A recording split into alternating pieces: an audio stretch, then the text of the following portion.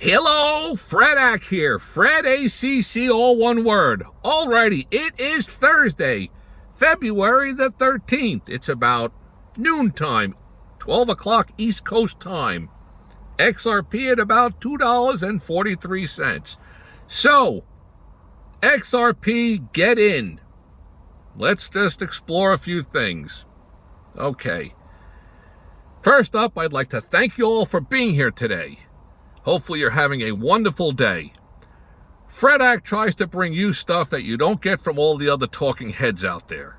Try to give you a little bit of a different twist on things. I'm not a crypto expert.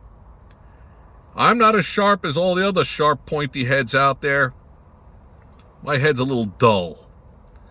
You absorb what you hear, in one ear, out the other. These are just the ideas swirling around in my head. They're not financial advice.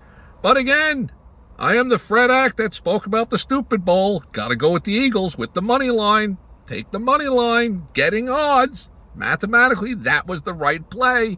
The right investment for the spot. Generational Wealth back in October, 52 cents on XRP. Hopefully you've gotten along. Come along for the ride. Subscribe. I hope you're on board. We're dwelling into the day trading world, making postings out there. The people that come on board late, and there's going to be plenty of them, because seeing is believing, and they're going to see. They're not going to play catch-up. Most of us are lazy. Human beings are lazy. They want everything dropped right in their lap. Just tell me what to do, and I'll make the money. Okay, fantastic. Let's look at the big picture outside the box. The world has a lot going on. There's a lot on its plate. With all that being said, one of my regurgitated lines over and over and over, please subscribe. Knowledge is power. The way that I view all of this is that Ripple, the company behind XRP, they are not standing still. All I hear about are things happening from Ripple. Positive things, good things happening. Personally, I think this has hovered around in the $2.40 range, $2.40. Nobody down the road can complain, gee, I should have got in on it back when it was $2 or $3, because now it's over $30. And it's not going to be over $30 unless/if this becomes the go-to currency, which I think it very well might, for many, many different reasons. There's so many upside potentials of what could happen. One of the bigger things what shows me is that the big money seems like they are getting involved with this. Let's talk big money. Alrighty. When it comes to the big money, they know how to get out of things. The big money, they know how to manipulate the little people.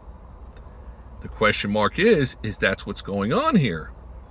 Maybe it is, maybe it isn't. I don't really know. But I actually think, I have this thinking that I do, this thing called think. I think that there's a lot going on behind the scenes. Let's go with a little trip down memory lane. There was this thing called the financial crisis back in 2005, 2006. It started with these things called CMOs, collateralized mortgage obligations. Not going to use any names here, but one of the biggest outfits out there were actually internally sending out, actually advising their people, their advisors, to tell their biggest clients, you got to buy these collateralized, these CMOs, collateralized mortgage obligations, these CMOs, you got to get in on these things. And internally, there was stuff swirling around, and it was shown years later that they were expecting these things to collapse. So you've got this clientele base that's actually paying commissions for this professional advice, which should have been criminal, in my opinion, only in my opinion. Hence, once there was a collapse, you can watch that movie The Big Short or read about it, The Big Short. They shorted these things that they were going to drop like a rock, but they overdropped like a rock, and the house didn't even have the money there to pay them. They hit it rich way too big. They broke the bank. Monsieur, you have broken the bank. Okay. So that's a little trip down memory lane. The big money, they know how to manipulate the little people. So, is that what's going on right now? Are they manipulating the little people?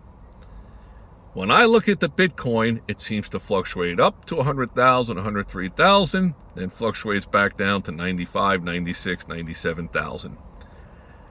They know how to slowly feed out of their things and put it in the hands of you and I, the little people, the average Joe Schmoelo that goes to work every day. But like I have said, when it comes to XRP, you've had the opportunity to get involved with something that the institutions probably don't want you going along for the ride. Nah, they don't need you along for the ride. You're just in their way. With all that being said, I think sitting tight here, we got a lot of upside potential. I'd like to thank you all for being here today. I hope you subscribe. Hope you start to watch my other postings. Likes buttons, don't likes buttons, smash them, don't smash them, whatever you got to do. It's all good with me. Any comments you leave, I certainly do enjoy them. Alrighty, may all your days be winning ones, and I thank you all for being here.